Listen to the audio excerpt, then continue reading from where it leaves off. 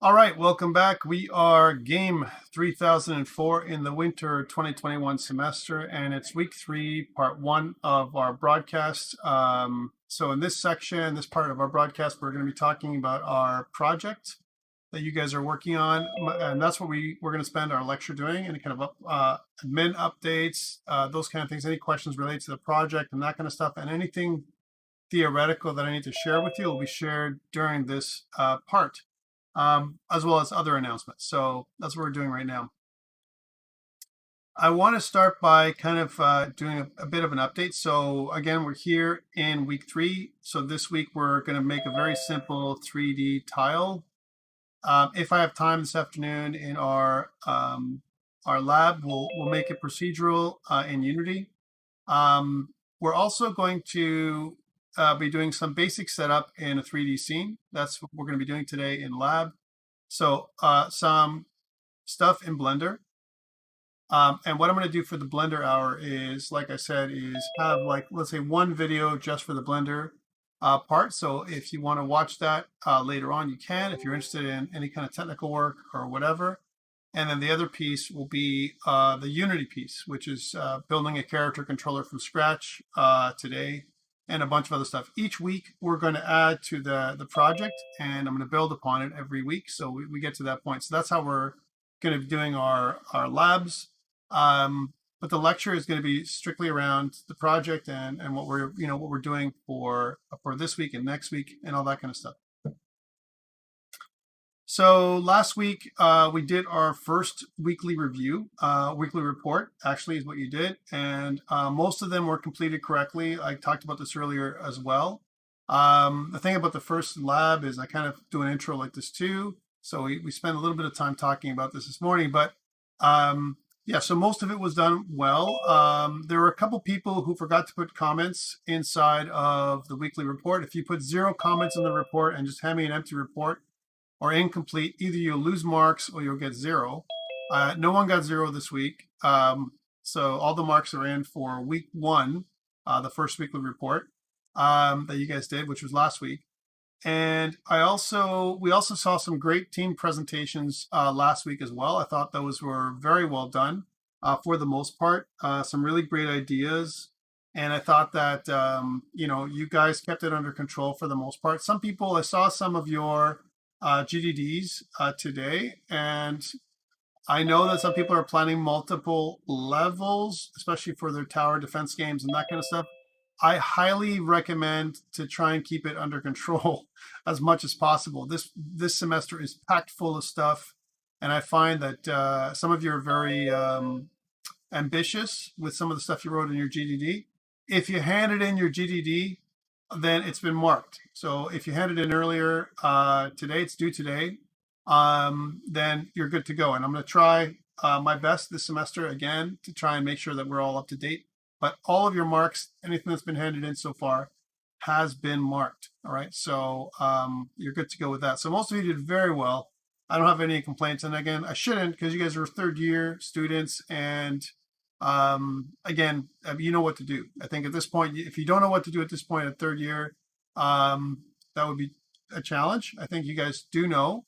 And some of you have had some great demos. Some of you, even when you did your GDD, you kind of showed me a little bit of, how you're already getting going in Unity, which is a good plan for you to get going.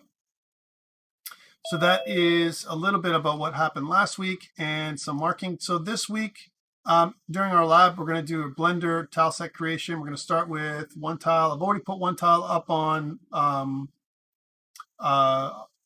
Blackboard just as an example, and we're going to talk about how to use Blender for those people who are going to want to be technical artists or create their own content to make it more original, and then in our lab, and then kind of how to bring everything into Unity from Blender. And we're going to create a simple 3D character controller, like I said, with a death plane and a respawn point and all that kind of stuff. So that's what's going to happen on the Unity side, which is similar to what we've done last semester, but in 2D. We're just going to bring it into 3D. It's going to kind of revamp some of your, or refresh your knowledge with the stuff that we're doing.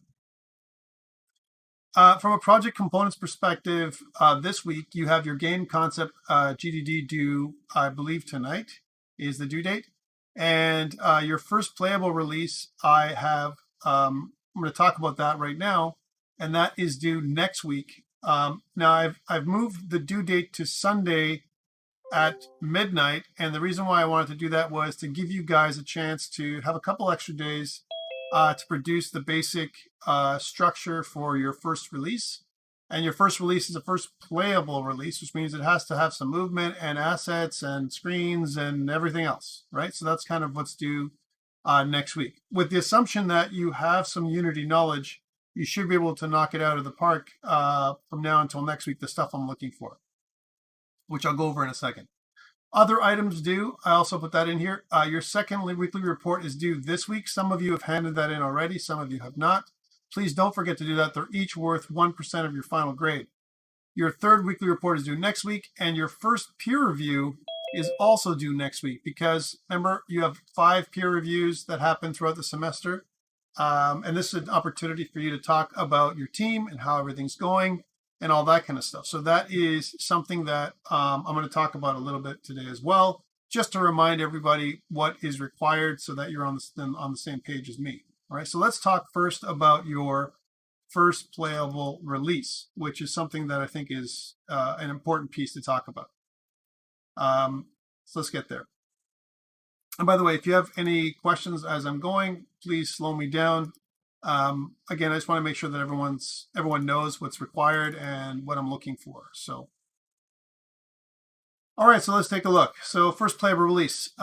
This is already up on Blackboard, and on Blackboard, if you look at assignments, you're going to see that it's broken down into Project Part 1, Project Part 2, Project Part 3, again, and then now there's Project Part 4, and Project Part 4 is due Sunday, February 7th, and that's like next Sunday at midnight, which is your first playable release. So again, you should have already kind of been going with some of the stuff I've asked you to do by now, but if you haven't, it's okay. There's still, I think, plenty of time to get it done. So it's worth 5% of your final grade, so it's not like a great amount, but I think it's a team effort, so everyone's going to be in there. So what you're going to be doing for your first playable release is you will acquire or create as many graphics and sound assets as required to create at least 25% of your level. And I mean that in terms of you can make more than 25% if you feel that you have the time frame for that, and so on. And I think the more you create, the better. But 25% is where, in my mind, I'm targeting, so that way you can have everything done by the end. And I'm just talking about assets, not all the code and everything else. That's going to come throughout the entire semester. One thing that you need to have is you need to have some kind of character or camera controller that is controllable by the player. So it must be there. Simple collision detection must be enabled. So you have to have some colliders and those basic things. Basic physics should work for all the games. And enemies should be present and semi-functional. So what I'm looking for is not full AI, the full AI sensing suite and behaviors and all those things. I want you to plan those things, but they're not due this next week coming up. It's just, I want to see a playable scene where you can, if you're a platformer, you can jump from one platform to the other, some motion, those kind of things. And I'll talk about those pieces in more detail. So again, AI sensing and pathfinding not required, but there must be some maybe kind of movement and from an enemy perspective. As well, your group will create the second official iteration of your game design document, because every time you come up with a playable release or any kind of release, you need to kind of look at your game design document and add a few things to it. Okay, and we'll talk about those things. All right, so let's talk about the piece parts for this one. All right, so again, there's a big section of common requirements that are worth 40% of your mark for this release. So one of them is your menu screen. Your menu screen is going to have a few options, and this is for everybody. You're going to have some kind of option that says new game, load game, options, and exit. What should be working is the new game. You should be able to click new game, and that should take you to your play scene. All right. Exit should work. That's just application exit, right? Load game will not be functional right now because you're not loading anything. You don't have a game to load, right? And options would be semi-functional. And what I mean by that is the screen will come up, but you won't be able to do something. Now, there's a couple ways to make your option screen. One of them is to pull up a canvas that allows you to select options in the menu screen. That is something that you can do, right? And the good thing about that is even during gameplay, if you pull up the menu, the option screen, like we have in a lot of other games, right? Then with a key, like some kind of key press or screen press when it comes to mobile, right, or whatever, that's okay. But keep in mind that it's something where the person will be able to do things like adjust the audio volume is what I want. So all I'm looking for is the canvas, the user interface, not necessarily fully functional option screen. It's just like pull up your interface, and as long as I can see the interface, it doesn't do anything. But if I can see it, we're good to go. From this perspective. Then you're going to have your gameplay screen where all the fun happens, and the things that I need to work in the gameplay scene is at a high level without reading all the details here to you. But I highly recommend you go through the document, producers, whoever you are, go through the document and make sure that each of the items that I mentioned here are taken care of by you and your team by the end, because there's a lot of little details. There are a lot of little things to do, and if you get this first release done properly, it'll set you up nicely as a foundation for everything else that you're going to do this semester. If your first release is not good, you're going to be behind the 8 ball, and you're going to have a lot more things to do to catch up. So please don't do that. Try and make this release very complete, as much complete as possible. All right, so in your gameplay scene, like I said earlier, you need to have some kind of movable player, camera, what have you, something to move around the scene. And also, your enemies should be in the level, but not necessarily fully functional. Okay, so, and you need to include a skybox, lighting, and environmental assets. Anything that you need for the environment needs to be there. So something to set the scene, if you will. Okay. Your game over scene should be mostly complete. I mean, all it is a game over scene. So one problem with going to your game over scene is how do you get there? And when you demo your base, all I'm looking for is can you show me your game over screen? I don't need you to actually play the game and go to the game over, because you may not have a condition to take you there. So make sure you show me your game over screen, by the end. Your game must include an inventory system, but not in this release. All I want you to do is get as much as possible the canvas ready. So get all the, acquire all the assets. And this is part of this first release is asset acquisition or creation. If you're going to create stuff, now's the time. But one thing you should do for your inventory system or even your options menu is make sure that you can activate it with the key press. And all that means is you can either show it, so it kind of like shows up for you, or maybe it'll scroll in from the side or the top or someplace else, whatever the theme is that you want. But it should be able to come in. And it could be just your user interface where you have an inventory. People do different things with this in the past. The inventory system / the options menu, they make it as one. They kind of have one thing, and then you can choose different things. However, I recommend you make it separate. Like your options menu should allow you to save the game, adjust the volume, graphics, qualities, all those things that we normally see.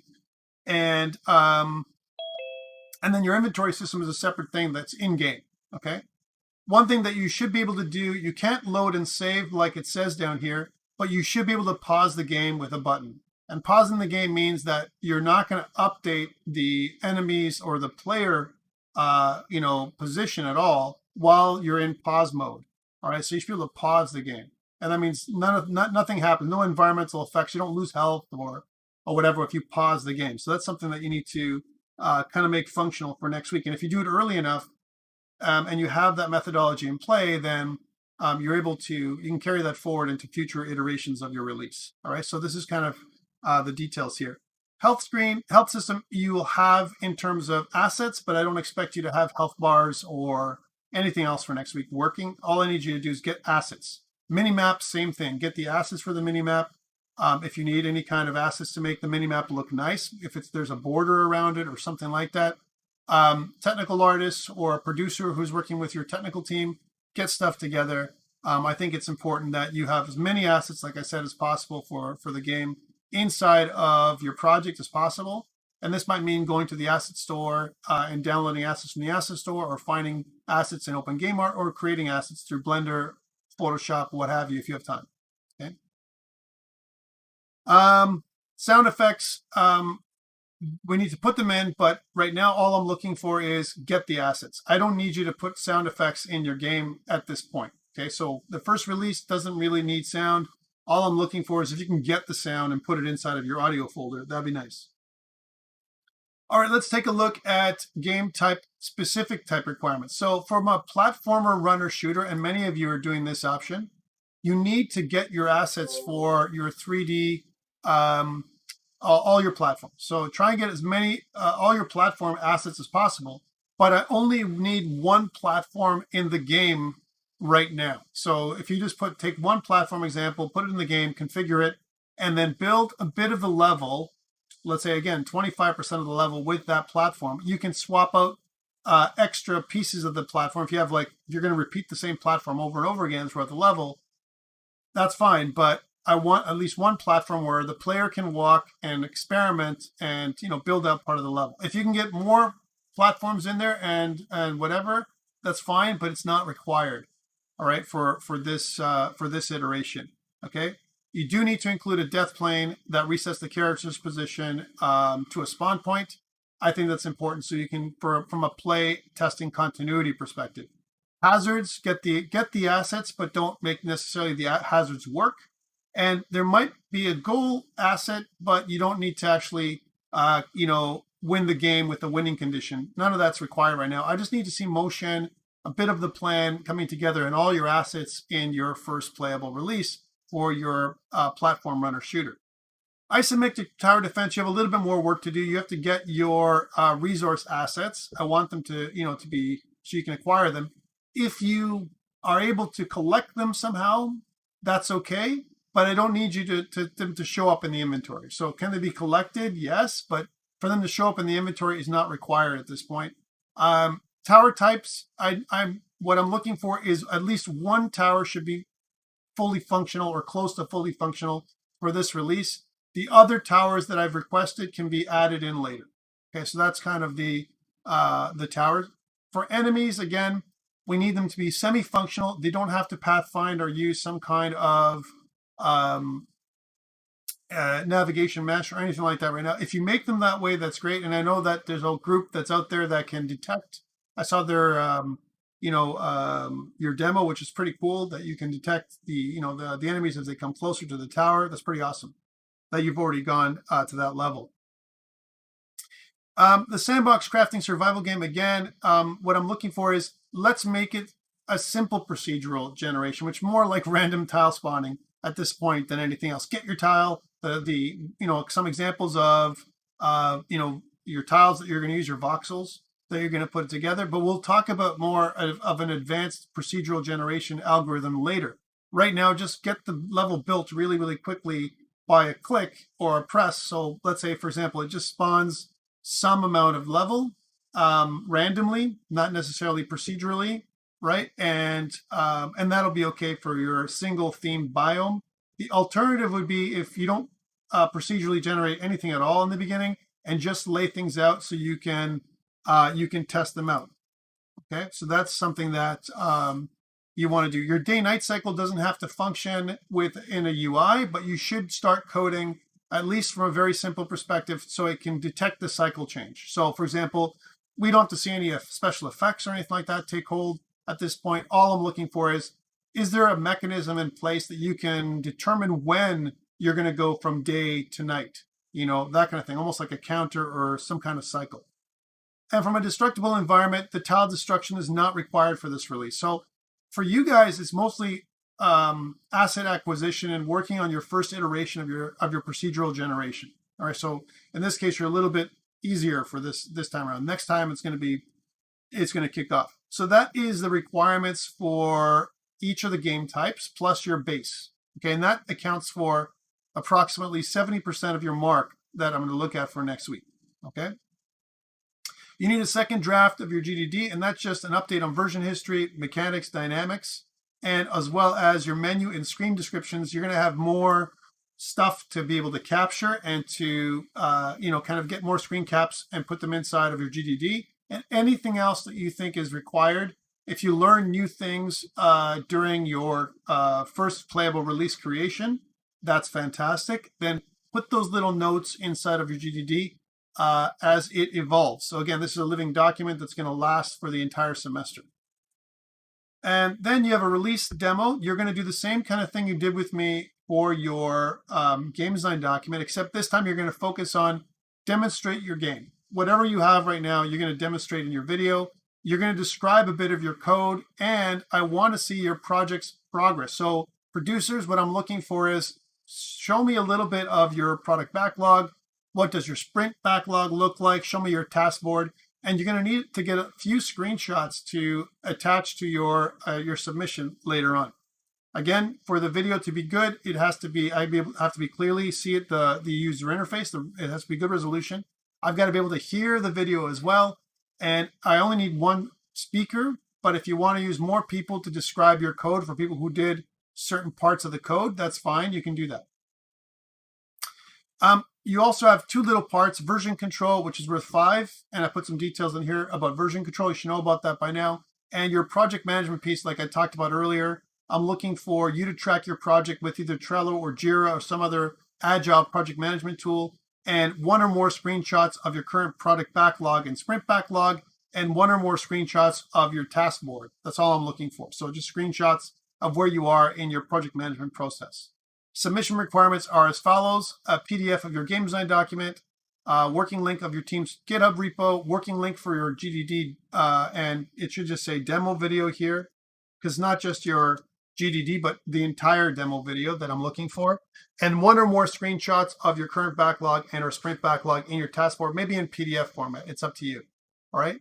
And I've broken it down into an evaluation criteria set where you can see like where the marks break down. Okay, so just easy for you to know how I'm going to mark you for this one. So it's a little different than the last thing you handed me, which was your GDD.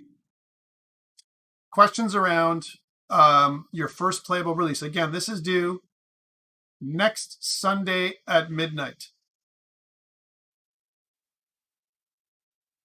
Tyler's asking, for the first release, do you want on-screen controls like we did the last time? Not yet. I know some of you have gone mobile already.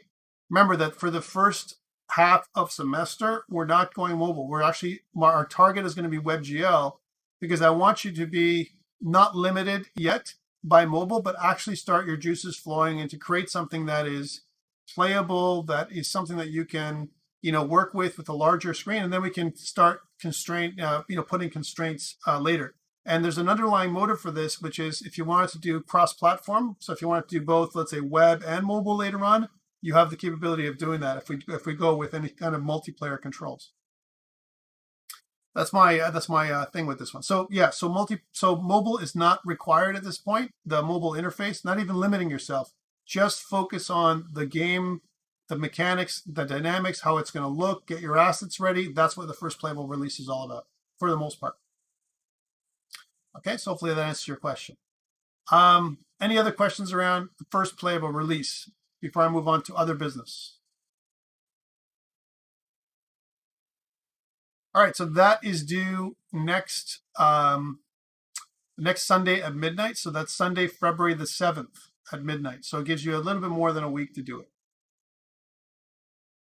Okay, a couple of things I want to talk about is we have something that's happened over this week, which is pretty cool.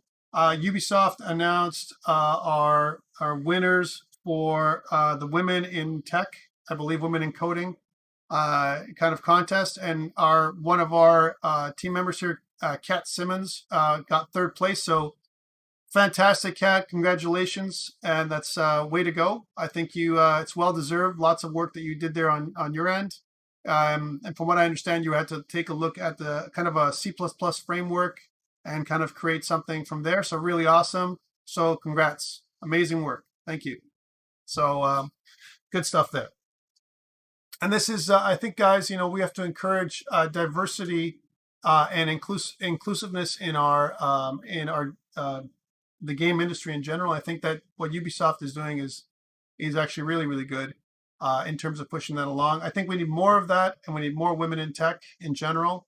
And I think it's something that we should all encourage, because we get a more diverse environment, a happier environment when we have people from, different people, maybe different people who identify differently, kind of working together, to have fun and to create something that's awesome for everybody.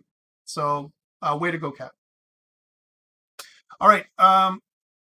Let's do one more thing, and then I'll take some additional questions. But I wanted to talk about the peer review. The first peer review is also due next week, and none of you have done it yet. I mean, you've done a peer review for me before, but I just want to talk about it a little bit before I take additional questions and talk to individual teams.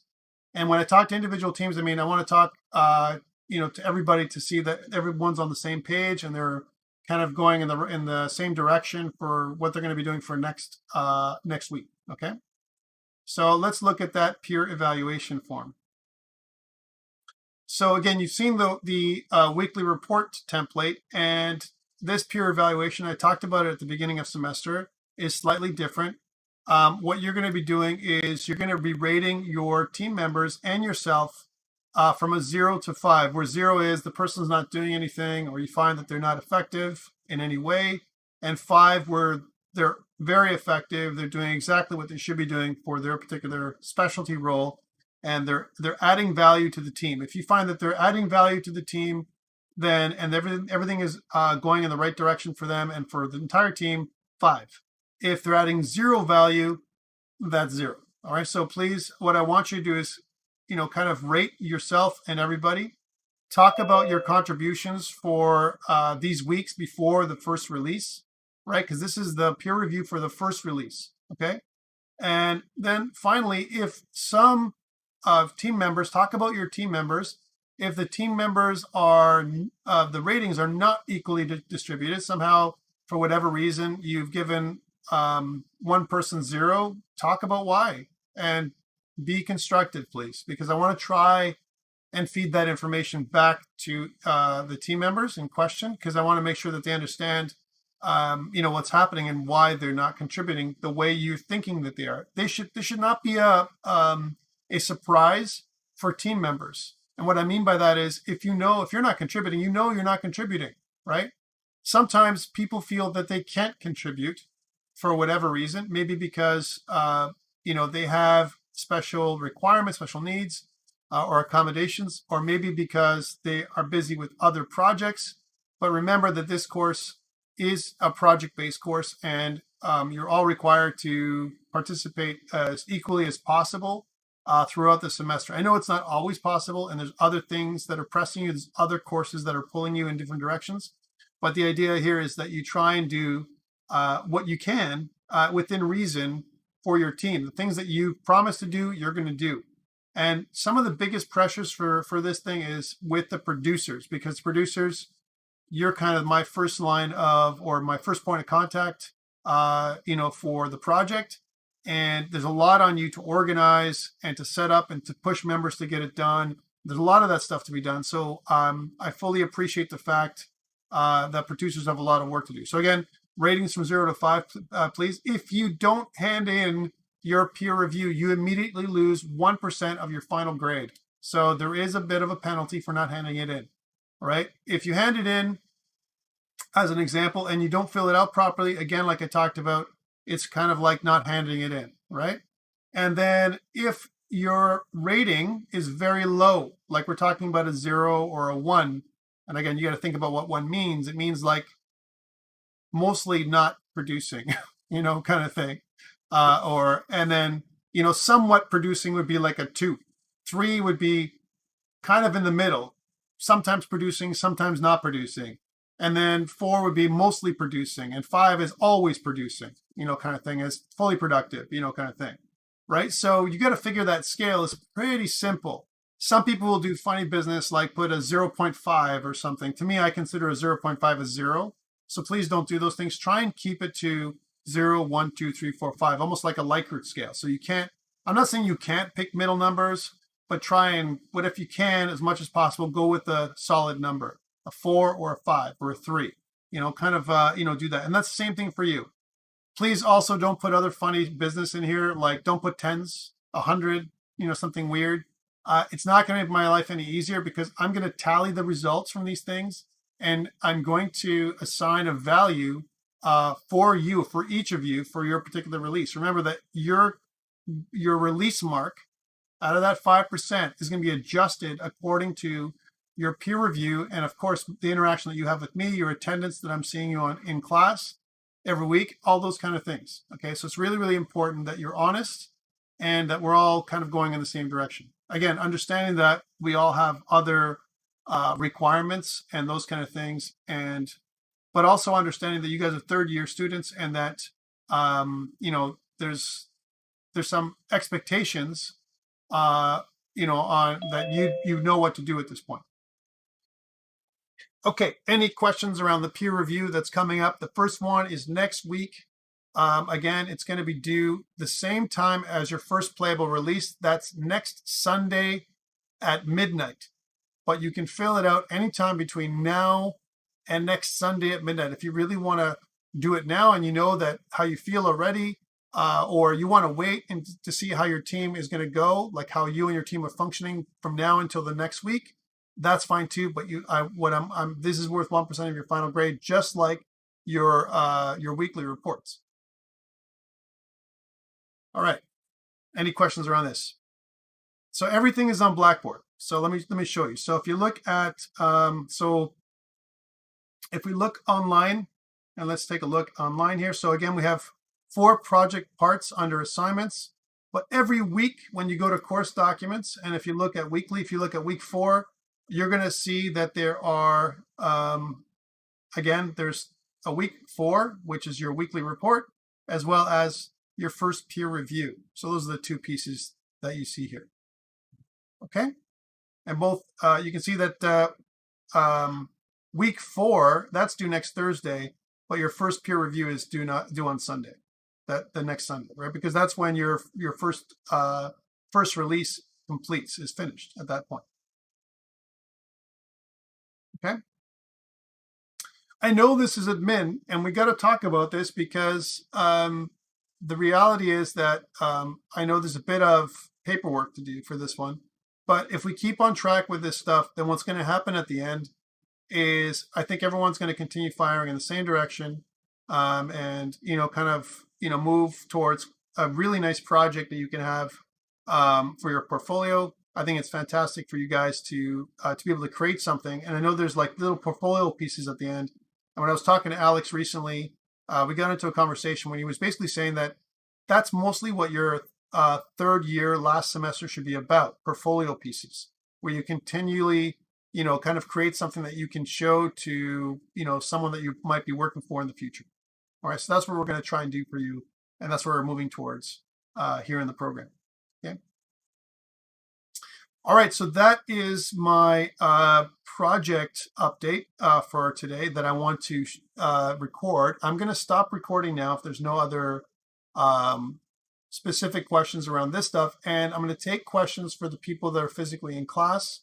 So if you have questions related to your project, if you want me to look at something and so on, remember that to hand in your GDD, for people who haven't done it already, it's worth 5% of your final grade, guys. For the teams that haven't handed it in yet, it's due and it requires a video.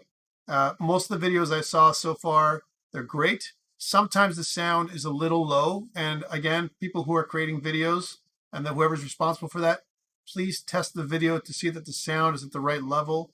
One of the biggest complaints that I have typically is that I can't see the screen and I can't hear the video. And most of the videos were the sound level was pretty good, but some of them were still quite low. And that could be just because your mic's not adjusted properly or whatever. Please test it before you hand it in. Anyways, I'm going to stop recording now. In the next lab, I'm going to record the lab that starts at 3 p.m. There are going to be 2 pieces to the lab, like I said. One, which is about Blender, and the second one, which is Blender and Unity. Okay, so that's what's going to happen starting at 3. So I'm going to stop this now, and the next recording will come out at 3 p.m.